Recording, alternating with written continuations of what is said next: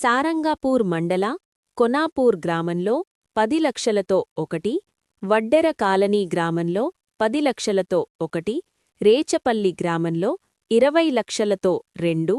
సారంగాపూర్ గ్రామంలో 10 లక్షలతో 1 మహిళ సంఘ భవనాల నిర్మాణ పనులకు శంకుస్థాపనలు చేసిన జగిత్యాల శాసన సభ్యులు డాక్టర్ సంజయ్ కుమార్ గారు.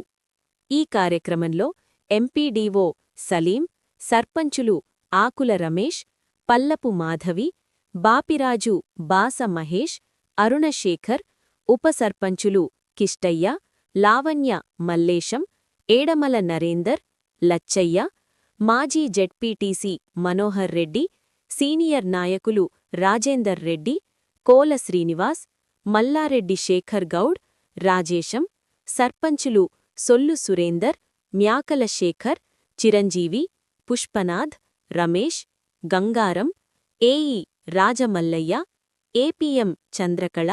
మహిళా సంఘాల సభ్యులు, వార్డు సభ్యులు, అధికారులు, నాయకులు, యువత తదితరులు పాల్గొన్నారు.